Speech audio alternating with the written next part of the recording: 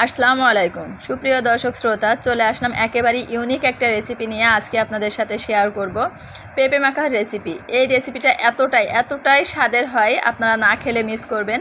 তো সবার আগে বলে রাখি, যারা আমার চ্যানেলে নতুন এসেছেন প্লিজ আমার চ্যানেলটি সাবস্ক্রাইব করে রাখুন। এমনই মজার সব রেসিপি পেতে আমার সাথেই থাকুন, পাশে থাকা বেল বাটনটা একটা ক্লিক করে। তো দেখতেই পাচ্ছেন এটা কতটা লোভনীয় লাগছে, আর এটা খেতে অসম্ভব মজার হয়, যে কেউ পছন্দ করবে। তাই বলছি আপনারা একবার হলেও ট্রাই করুন, প্রথম থেকে শেষ পর্যন্ত দেখবেন, প্রত্যেকটা স্টেপ ফলো করে আপনারা তৈরি করে খেয়ে দেখবেন, খুবই মজার।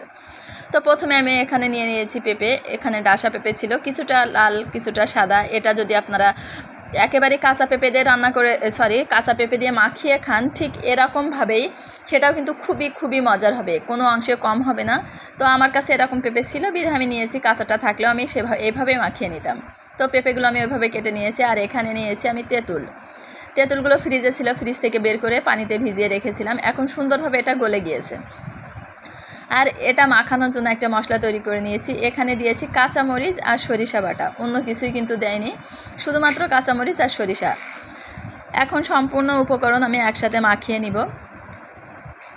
তো আবারও বলছি, আপনারা কিন্তু বাসায় অবশ্যই ট্রাই করবেন।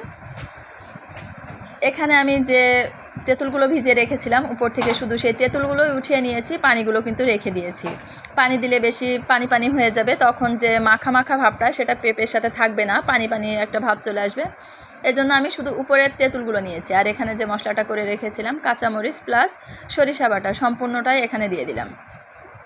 আপনাদের যদি পেঁপের পরিমাণ বেশি হয় সেক্ষেত্রে একটু সরিষা বাটা বেশি দিবেন, আর যদি নাকি কম হয় সেক্ষেত্রে কিন্তু একটু কম করে দিবেন, না হলে তিতা লাগবে, খেতে ভালো লাগবে না। তারপরে দিয়ে দিচ্ছি এখানে স্বাদ মতো লবণ। সবগুলো উপকরণ দেওয়ার পরে আমি আবারও এটা সুন্দরভাবে মাখিয়ে নিব। আবারও বলছি, সরিষার পরিমাণটা আপনার পেঁপের পরিমাণটা বুঝেই দিবেন কিন্তু। আর এখানে দিয়েছি আমি সরিষার তেল, খুবই অল্প পরিমাণে দিয়েছি, খুব বেশি দেওয়ার দরকার নেই, একেবারেই অল্প পরিমাণে দিয়ে ঠিক এভাবে আলতো হাতে মাখিয়ে নেব। প্রথমে যে তেঁতুলগুলো আছে এগুলো কিন্তু একেবারেই নরম হয়ে গেছে, সেটা আমি এইভাবে হাত দিয়ে চেপে তেঁতুলের যে মাংসটা আছে সেটা সুন্দরভাবে বের করে নিচ্ছি।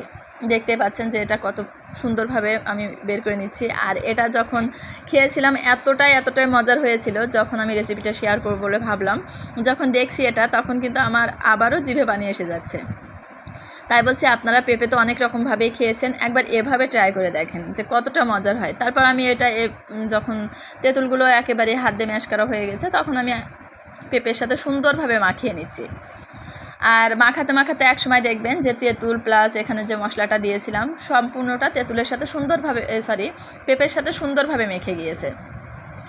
এই জন্য আপনারা একটু সময় করে সুন্দরভাবে মাখাবেন। পেঁপে যেহেতু একটু শক্ত টাইপের জিনিস হয়, লবণ দিলেও কিন্তু নরম হয় না। অন্যান্য মাখা যেমন লবণ দিলে নরম হয়ে যায়, সেক্ষেত্রে এটা কিন্তু হবে না। এই জন্য অবশ্যই চেষ্টা করবেন যে হাত দিয়ে এভাবে একটু মাখিয়ে নিতে কিছুটা টাইম ধরে।